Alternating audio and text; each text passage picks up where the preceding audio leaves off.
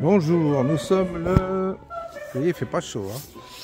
Il fait assez frisquet, mais froid sec, donc relativement agréable quand même.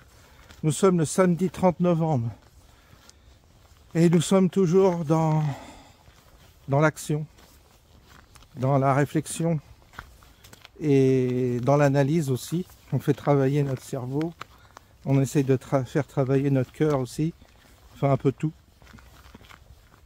Et notre corps, parce qu'il faut bien aussi que celui-là soit plus ou moins entretenu, d'où l'exercice de la marche quotidienne normalement, mais c'est vrai que là je ne marche pas quotidiennement, mais parce qu'il fait très vite noir, nuit, et quand vous avez le jour qui tombe très tôt, bah voilà quoi, vous n'avez plus envie de sortir évidemment, vous n'allez pas sortir la nuit. Donc il faut vite sortir, là c'est 4h30, vous voyez, c'est l'heure où c'est limite. Donc ça permet juste de faire une petite marche d'une demi-heure, 3/4 d'heure. Puis après on rentre à la maison au chaud, on boit un chocolat chaud et on se réchauffe comme on peut. C'est l'hiver. Et ma foi, on fait avec. Ah, les chevaux ne sont plus là. Bon. Non, ils sont partis. J'avais quelques inquiétudes concernant les chevaux. Ah bah non, ils sont là. J'ai l'impression qu'il y en a un qui était un peu... Voilà, qui était un peu triste. Ils sont au loin là. Petit coup d'œil. Ah, ils sont là-bas. Je me demande s'il n'y en a plus que 2. On dirait qu'il n'y en a plus que 2. Ils sont très très loin.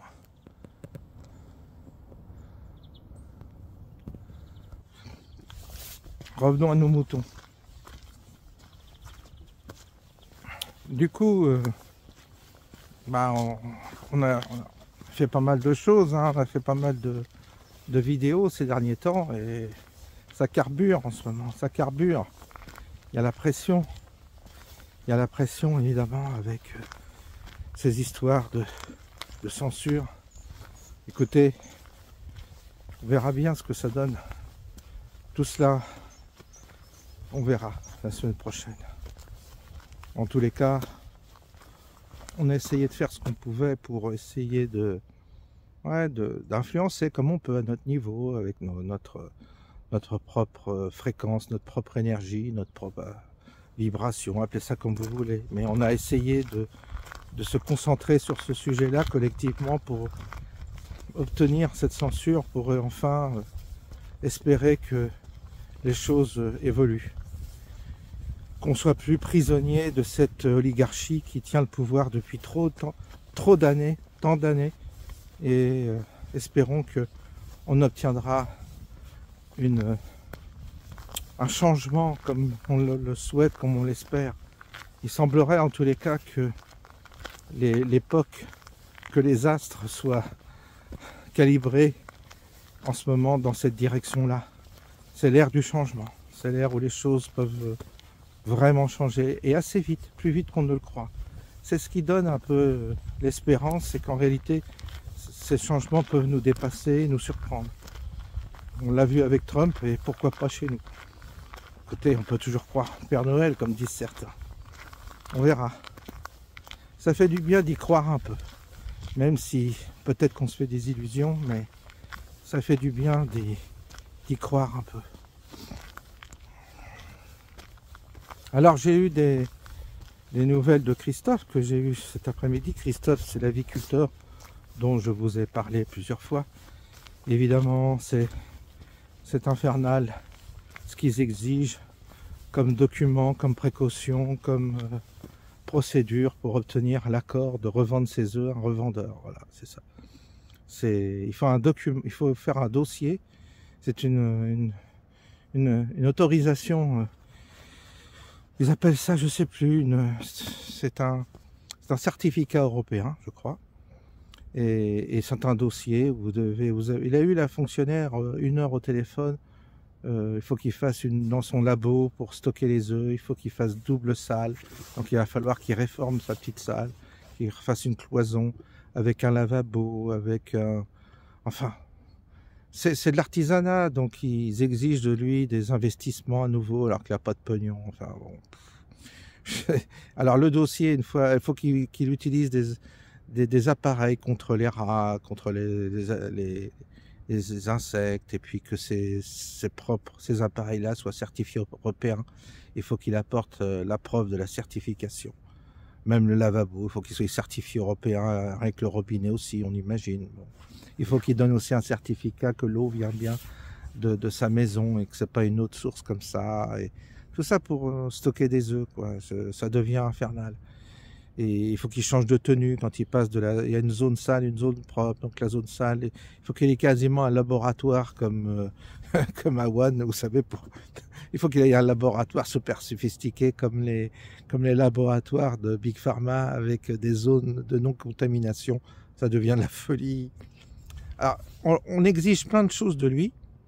Donc là aussi, certificat. Alors une fois que le dossier sera complet, il aura la réponse dans 3 mois. Puis s'il y a petite ligne ou un petit truc qui manque, si par exemple il a un piège à souris qui n'est pas aux normes européennes, ils vont lui renvoyer le dossier, et puis à nouveau ça sera réanalysé dans 3 mois. Et pendant tout ce temps-là, il n'a pas le droit de revendre ses œufs. Je sais pas si vous voyez. Et puis vous avez le mec à côté qui vend ses œufs au black, lui on lui demande rien. Il graisse peut-être la pâte à l'un et à l'autre, et lui il n'y a pas de contrôle, il n'a pas rien. Et lui il revend ses œufs à des hôtels et restaurants sans contrôle. Et tout au black. Là ça passe. Mais lui qui veut faire tout dans les normes et tout, qui veut tout respecter, on va le faire chier jusqu'au bout. C'est l'anomalie du système. Notre système administratif est devenu complètement fou. Et tous ces gens qui élaborent des règles comme ça européennes, ce sont des ronds de cuir qui font chier le petit peuple comme ça, qui essaie de se décarcasser. C'est l'administration qui a pris trop de pouvoir, qui fonctionne en roue libre et qui fait chier tout le monde. Et ça, c'est notre système qu'il va falloir faire sauter. Alors, moi je lui ai dit, Christophe, tu sais, le jour, tu t'en rappelleras, le jour où ils ont tous crevé la dalle parce que tu as une bombe qui tombe en France et que là, les fonctionnaires qui ont fait chier leur monde, bah, ils auront besoin de becter, ils viendront chez toi te lécher le cul pour avoir une boîte d'œufs. Bah, là, tu t'en souviendras, tu leur donneras pas, tu leur feras en sorte qu'ils crèvent la dalle. Tous ces cons qui t'ont fait chier, tu fais en sorte qu'il crève la dalle, parce que lui, ça sera le roi du pétrole le jour où il n'y aura plus effectivement de livraison d'œufs qui viennent de l'Est et tout ça. Parce que s'il y a une désorganisation due à une guerre ou à un conflit ou à une crise particulière, les artisans, les éleveurs, tout ça, qui sont locaux, eh bien, je leur conseille de faire un tri quand même, de ne pas nourrir ceux qui les ont fait chier. Tous les fonctionnaires de merde là, qui avaient leur paye qui tombait, qu'eux n'avaient rien à foutre, bah, qui crèvent la dalle, ils vont voir leurs papiers, tu leur fais bouffer tous leurs papiers de merde avec qui ils ont emmerdé le monde entier, et tu verras si... Ça, il faut qu'on s'en souvienne, hein. Quand on sera à la campagne, tout ça, tous les bobos parisiens, tous ceux qui ont créé le système actuel dont on souffre, bah, ils boufferont leur merde. Et il ne faudra pas les nourrir, ces gens-là. Il faudra qu'ils crèvent la dalle, parce que vraiment, ils ont tellement fait chier le petit éleveur, le petit agriculteur, en imposant des normes et des normes et des normes. Bah, vous avez fait des normes, bah, vous allez les bouffer, vos normes. mais vous allez les... Et il n'y aura plus rien pour eux. Il faut que les agriculteurs s'en souviennent, les éleveurs s'en souviennent, parce que c'est les mêmes qui vont venir réclamer piteusement un petit bout de viande, un petit peu, un poulet, des œufs. Ces gens-là, ils viendront vous réclamer, alors qu'ils vous ont persécuté toute la journée, parce qu'ils n'ont aucune fierté en plus. Donc ça, il faudra s'en souvenir, le jour où ça basculera et ça changera de camp. Comme, il faut qu'on ait de la mémoire, surtout. Parce que vraiment, là, il faut avoir la mémoire pour tous ceux qui vous ont aidé, tous ceux qui vous ont mis des bâtons dans les roues. Ça, c'est important. Parce que dans la vie, la roue, elle tourne. Et c'est ça, quand on a la mémoire, c'est bien. Comme ça, on se souvient. Voilà. Donc, c'est infernal. Infernal. On se met à leur place. C'est infernal.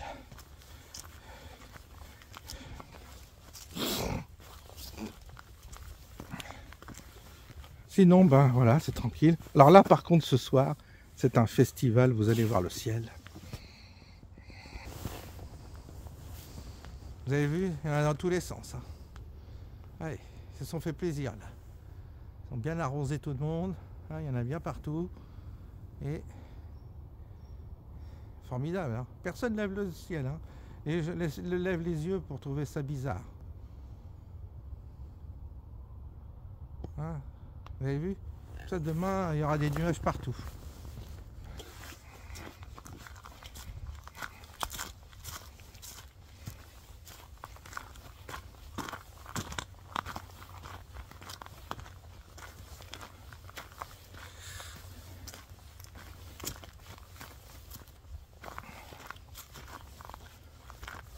C'est vrai qu'en ce moment on est pas mal remonté par beaucoup de choses, mais il faut quand même se rendre compte qu'il y a une sacrée crise qui est en train d'arriver, et c'est la panique pour certains, parce que ça va être la disette. Et c'est vrai que c'est un peu affolant. On a une société qui perd pied, qui est en roue libre, comme je vous l'avais déjà dit, et on ne sait pas où ça va. On ne sait pas où ça va. C'est plus personne qui tient le guidon là. Et puis l'autre, avec cette cathédrale la remise à neuf là. Je sais pas, j'ai un mauvais sentiment concernant les travaux qu'ils ont fait. J'ai l'impression que cette cathédrale, elle ressemble plus à un temple maçonnique qu'à une église catholique. Je sais pas, j'ai un doute. C'est très suspect que Macron se soit précipité pour restaurer cette cathédrale.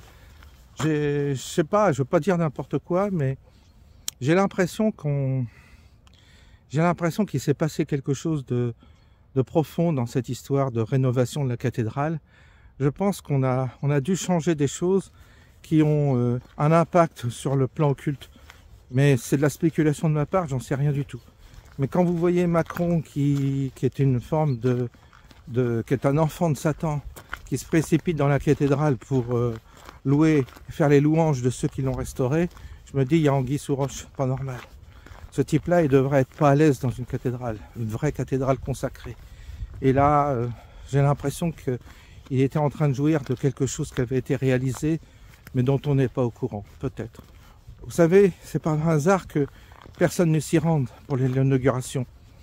Et puis, comme je connais bien l'Église, et je sais que l'Église fait rentrer le diable dans l'institution, et je parle des primats, des évêques, des prêtres qui ont trahi, bah, ça serait pas étonnant qu'ils se soient tous convertis à Satan pour répandre quelque chose de mauvais sur la France. Et la cathédrale de Notre-Dame de Paris, c'est comme un lieu consacré, un lieu qui rayonnait sur toute la France. Ben, ça ne serait pas étonnant qu'ils aient fait un processus pour inverser l'énergie. Et donc, du coup, importer le mal plus que de protéger la France contre le mal. Donc la France serait en quelque sorte un lieu qui capte les forces du mal plus qu'il ne les diffuse et qu'il les rejette. C'est comme ça que je vois les choses sur le plan ésotérique et occulte concernant Notre-Dame de Paris. Je me méfie pas du tout à l'extérieur, vous savez, c'est blanchi, tout ça. Mais pour moi, tout ça, c'est du tapage. Ce qu'il faut voir, c'est la vibration. Et je suis curieux de voir la vibration qu'il y a dans cet édifice maintenant. À mon avis, c'est une vibration inversée qui n'a pas du tout, qui ne remplit plus son rôle qu'elle remplissait autrefois. Ça n'augure rien de bon en fait pour la France. Ils sont toujours à l'œuvre, vous savez, les sataniques sont toujours à l'œuvre, les gens habités par le mal sont toujours à l'œuvre. Eux, ils n'oublient pas les symboles, ils n'oublient pas les protocoles, ils n'oublient pas les rituels. Eux, ils s'en servent toujours pour justement que le mal s'incarne.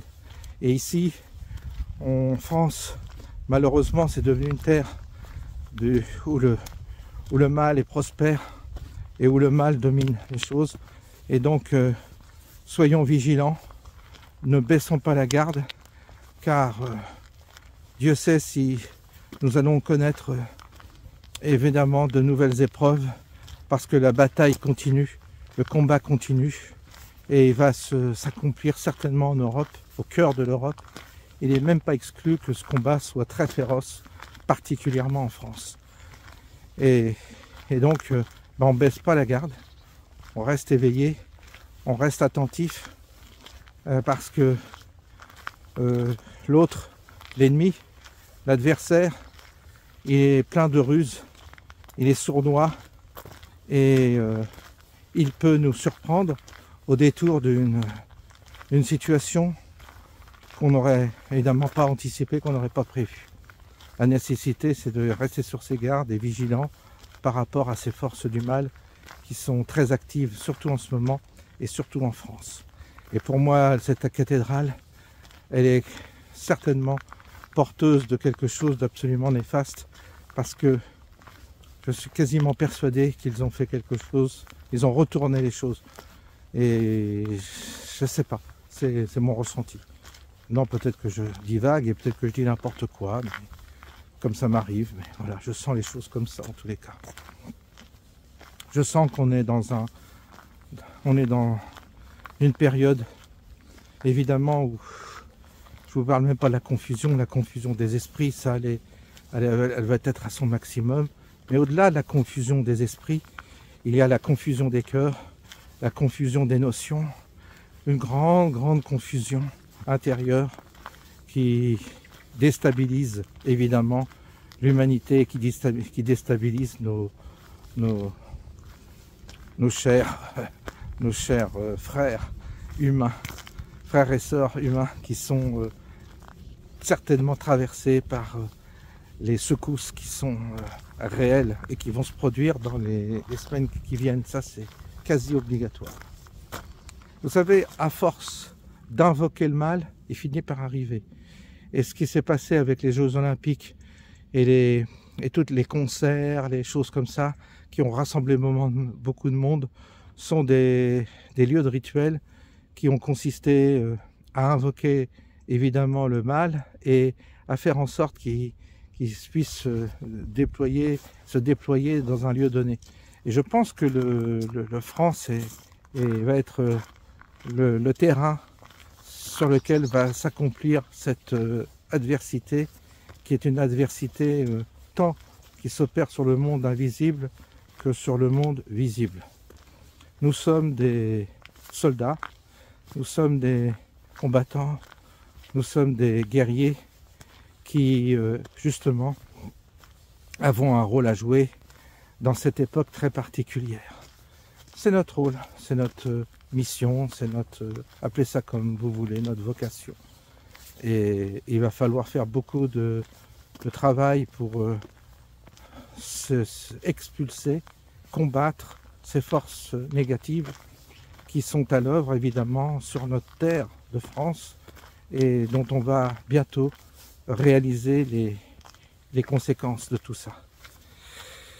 On se bat sur tous les plans, sur le plan intérieur, c'est-à-dire ne pas perdre l'équilibre intérieur. Le chemin intérieur est un chemin particulier. C'est un chemin dont il faut être presque initié pour envisager sa nature. Et ce chemin-là, il y a des clés, si vous voulez, sur ce chemin-là qui sont pas évidentes à déchiffrer. c'est pas comme on nous a appris, c'est pas comme on nous a dit, c'est pas les mêmes, vous savez, c'est pas comme dans un livre, c'est pas des choses qu'on apprend dans des manuels, c'est une forme de connaissance intuitive qui nous habite et qui découle d'une expérience personnelle. C'est pour ça que chaque chemin, chaque expérimentation est unique et personnelle. Et c'est ainsi que les petits fleuves font les grandes rivières, c'est ainsi que chacun, personnellement, de notre côté, nous faisons notre propre expérimentation. Ça ouvre des perspectives sur le plan intérieur qui sont une forme de connaissance, une connaissance particulière, une connaissance nouvelle.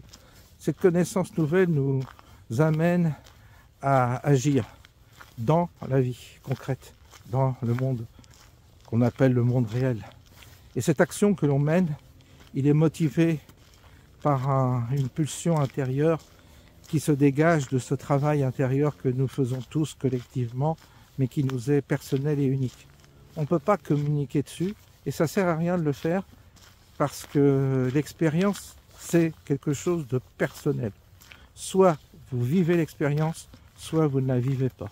Si vous ne la vivez pas, vous ne comprenez rien à rien, et mon discours est nul et non avenu, parce que vous n'aurez il n'y aura aucun écho en vous de ce que je dis, étant donné que vous ne vivez pas cette expérience sur le plan personnel et intérieur. Mais si vous vivez cette expérience, vous, dans votre coin, n'importe où, dans votre HLM, dans votre usine, dans votre bureau, dans votre commerce, dans votre magasin, dans votre champ, si vous vivez les choses intérieurement, eh bien ce que je vous dis aura un écho. Pourquoi? Parce que la manière dont j'en parle et la vibration que j'émets quand j'en parle va toucher la personne, votre monde intérieur et votre moi intérieur. Ça va le percuter, le toucher et il recevra cela comme un écho. Et bizarrement, ça agit. Bizarrement, ça ouvre des portes. Ce que je peux dire, parce que moi je parle de ce monde intérieur où je suis. Et fatalement, mes mots et mes expressions, et la vibration même de mes mots, de ma parole, va vous atteindre parce qu'en vous, il y aura un écho. Et cet écho, c'est un écho d'âme sœur ou d'âme frère ou de famille d'âme. Et c'est ainsi qu'on se reconnaît. C'est parce qu'on est plus ou moins de la même famille d'âme, incarnés et dispersés sur cette planète. Et il suffit que nous soyons connectés par quelque chose que l'on émet, qui est une forme de fréquence, de vibration, je ne sais pas comment appeler ça, une onde. Et bien la répercussion et la contamination se fait par répercussion, si vous voulez, ça se transmet comme ça. Et c'est pour ça que il n'y a pas besoin de faire une longue description ou quelque chose d'absolument complexe, une forme de démonstration complexe de ces questions, puisque c'est des choses innées en nous qui vibrent, mais ce n'est pas en fait cette vibration, elle n'est pas spéculative. C'est pas une question, on ne peut pas la définir mentalement avec notre mental. On ne peut que la ressentir. Mais c'est pas de l'ordre non plus de l'émotion ni de l'affect. C'est encore autre chose, ça se situe ailleurs. Ça s'appelle l'âme. Et l'âme émet quelque chose, elle émet une fréquence. Cette fréquence, vous la ressentez ou pas. C'est comme ça que vous pouvez des fois ressentir des choses que je dis sans les définir, mais vous les ressentez. Ben c'est ça sur lequel je travaille. C'est sur ces canaux-là que j'avance et que je travaille, où parfois je suis dans l'incarnation et dans le combat incarné, c'est-à-dire un combat qui peut être politique, qui peut être matériel, qui peut prendre une forme tout à fait ordinaire, mais qui s'incarne d'une manière parfois assez virulente et concrète. Et puis parfois je suis sur le registre plus intérieur, spirituel, diront certains, mais je me méfie de ce mot spirituel dans lequel on a tout mis et son contraire. et qui génère beaucoup de malentendus. Mais en gros, cet aspect-là intérieur, il est plus important que la manifestation de nos actions extérieures. Et si vous n'êtes pas habité de l'intérieur par cette fréquence-là, par cette vibration-là, c'est même pas la peine de chercher, vous n'arriverez à rien. Vous n'arriverez même pas à solutionner vos propres problèmes, quels qu'ils soient. Quand je parle des problèmes, ils sont nombreux. C'est le problème de notre équilibre dans notre vie, c'est les problèmes de santé, ce sont les problèmes de couple, affectifs, nos problèmes relationnels, nos problèmes de famille, de travail, de tout. Et si intérieurement, si vous n'êtes pas branché sur la fréquence intérieure de cette qualité d'âme dont je vous parle, rien ne pourra être soigné, résolu et équilibré d'une certaine manière. D'où, en fait, il faut que notre barque, notre vie est comme notre corps, c'est comme une barque sur l'océan. Et il y a un moment donné où il faut lancer l'ancre quelque part pour prendre position. Et donc, on a besoin soit d'une boussole, mais parfois on a besoin aussi, quand on arrive au port, de lancer l'ancre qui, lui, va s'accrocher à quelque chose de solide. Sinon, il y a un risque de dériver et de se perdre. Donc, vous avez deux instruments, je dirais, vous avez la boussole, puis vous avez l'ancre. Ça dépend où vous vous trouvez. Mais en quelque sorte, cette position que vous essayez de maintenir, elle doit prendre racine dans des endroits en nous qui sont plus profonds. Et on doit ancrer notre vie matérielle dans la vie intérieure, et on doit ancrer tout dans notre âme. L'âme, c'est vraiment le cœur énergétique de notre corps physique, et il est important d'y être attentif, d'être précautionneux avec elle, de la soigner et de la chérir comme quelque chose de précieux. Vous savez, je ne sais pas si vous avez des animaux, un chat ou des animaux un peu subtils comme ça. Eh bien, votre âme, c'est un petit peu comme un animal, un félin. C'est-à-dire, elle a d'une certaine manière, elle a son autonomie, mais vous devez créer une relation avec, qui est une relation parfois un peu complexe. C'est une forme de vous apprivoiser votre âme. C'est comme un animal, c'est comme les petits écureuils, c'est comme tout ça. C'est-à-dire vous tissez une relation de confiance avec elle, mais elle n'est jamais acquise à 100%. Elle est toujours comme ça en suspens. Et cette suspension fait que vous êtes vigilant. Mais c'est de là d'où vous tirez votre force réelle, de cette force qui est nécessaire pour justement se battre dans ce monde. Et notamment pour se battre contre ces fameuses forces du mal, il faut aller puiser dans cette âme qui est l'équivalent, je dirais, de cette vie presque autonome comme l'animal, votre animal domestique. Vous établissez en tous les cas avec elle une relation qui doit s'inscrire dans un cheminement qui prend du temps, qui est un cheminement qui consiste à apprivoiser, à connaître, à se familiariser, à respecter et être au final au service d'eux. En fait, vous finissez par être au service, comme parfois vous êtes au service de votre chat.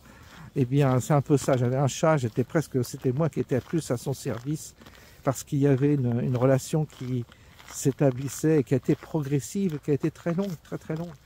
Mais notre âme en nous, elle est comme ça. C'est comme une vie autonome, comme quelque chose d'autonome qu'on porte en soi et qu'on doit vraiment choyer et respecter.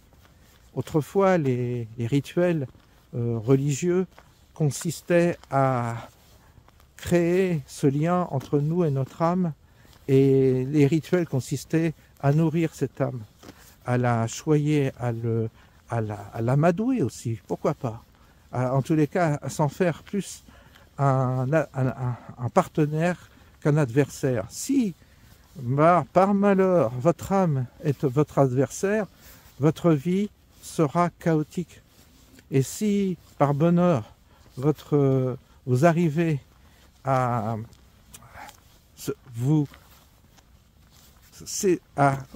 faire en sorte que votre âme soit votre partenaire, votre allié dans cette vie, eh bien votre vie trouvera un équilibre et même de la force en toutes circonstances, de la force qui vous permettra de franchir les obstacles que l'on trouve sur notre chemin. On a tous un millier d'obstacles. Je pense avoir été avec vous assez sincère et honnête pour vous parler des multiples obstacles qui se sont proposés à moi au fur et à mesure de mon existence. J'en ai connu de toutes sortes, de toute nature, et c'était dur, c'était compliqué. À chaque fois que j'étais face à une difficulté, je rentrais en moi-même, puisais dans la source intérieure pour trouver la force d'affronter les difficultés auxquelles j'étais amené à faire face. Et ça sera jusqu'à la fin de notre existence. Du coup, j'en viens évidemment à vous parler de ces questions-là qui sont peu évoquées évidemment sur le net, qui sont peu évoquées dans les vidéos où les gens parlent de politique. Mais on ne peut pas parler de politique sans parler de vision et de cheminement personnel, intérieur, spirituel. Normalement, ça devrait aller ensemble. Sinon, il y a un déséquilibre. Sinon, il y a un facteur qui manque à l'affaire. J'espère que, là aussi, je n'ai pas été confus, que je ne vous ai pas emmené sur des considérations qui vous sont étrangères. En tous les cas, j'essaie sur cette chaîne d'avoir le double discours de l'action, de l'implication et du combat qui est nécessaire. Combat politique, combat social, combat humanitaire, je dirais. Et puis aussi du combat intérieur et de l'action intérieure qu'on doit entreprendre et qui est essentielle évidemment puisque nous sommes destinés à retourner dans des sphères qui seront évidemment pas ce monde matériel mais qui seront certainement plus subtiles, plus proches du monde invisible que nous fréquentons difficilement évidemment. Et c'est un monde énigmatique dans la réalité que nous sommes. La réalité matérielle fait que le monde spirituel, le monde invisible nous est très énigmatique. On l'approche d'une manière très mystérieuse, et on appelle ça du paranormal. Mais en gros, si vous voulez, on est destiné à rejoindre ce monde-là. C'est que notre enveloppe charnelle, notre monde matériel, ce monde-là, est très très provisoire. Et n'oublions pas que nous appartenons pas à ce monde, nous appartenons à l'autre monde. Ce monde n'est fait que pour certainement développer des aspects que nous ne pouvons pas développer dans le monde spirituel. Je pense qu'il y a quelque chose de cet ordre-là. J'en suis pas sûr, mais c'est un petit peu ce que je pense. Vous voyez, je suis pas très affirmatif. Mais ce dont je suis certain, c'est que nous sommes là d'une manière provisoire et que nous devons user de cette période qui nous est donnée pour justement avancer sur des points sur lesquels nous ne pouvons pas avancer peut-être dans l'autre monde. C'est un peu peut-être la raison de notre incarnation sur cette planète Terre qui est bien mystérieuse, tellement elle nous est hostile et parfois amicale, mais souvent hostile, et donc dans laquelle nous ne cessons d'être provoqués, cessons de nous disputer, de nous battre pour toujours pareil corriger des choses qui ne vont pas, comme tout ce que je vous ai parlé en introduction à propos de Christophe qui se débat avec son élevage de poules pour produire des œufs. Ça devrait être simple et je vois qu'il est confronté quotidiennement à une adversité administrative qui est une pure folie. Et si nous ne sommes pas nous là pour l'épauler, l'aider et l'accompagner, il s'effondrera, et lui avec sa famille. C'est pas ce que nous voulons. Il est important donc que nous pensions à lui, que nous essayions de l'épauler mentalement, physiquement, tout ce que vous voulez, spirituellement, par nos pensées, là aussi.